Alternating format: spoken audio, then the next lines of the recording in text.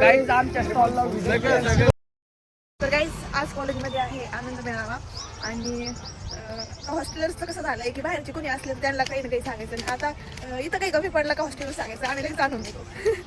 तर आज स्टॉल भरण्यापूर्वी उद्घाटन झालं आणि आम्ही फनी गेम्स आणि फूड स्टॉल लावले. आमचा गेम असा आहे की या मॉलमध्ये हे सगळे गेम हे सगळे कप पडले पाहिजे. तर आमचा स्टॉल होता पाण्याने भरलेल्या ग्लासेस मधून बलून पास करणे आणि बकेट मधल्या रिंग मध्ये नाणी टाकणे. दिसायला जरी सोपा असला तरी करण्यासाठी खूपच अवघड असा होता. विद्यार्थ्यांसोबत टीचर्सनी पण ट्राय केला.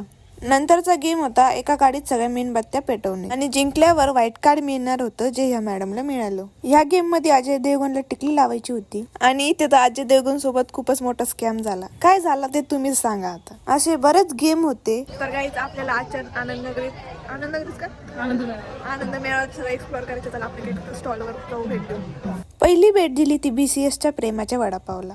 पण तिथं जाण्याआधीच सगळं संपलेलं होतं. बाकीचे स्टॉल होते पाणीपुरी, भेळ, बिर्याणी, चहा आणि पेस्ट्रीज आणि इकडं चालू होतं व्हाईट कार्ड्स विनर्सला बक्षीस देणं. किती पैसे आणले किती राहिले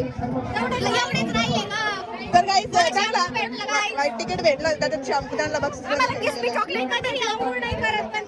त्यानंतर होती प्रश्न मंजुषा आणि म्युझिक वरून सॉन्ग ओळखणे.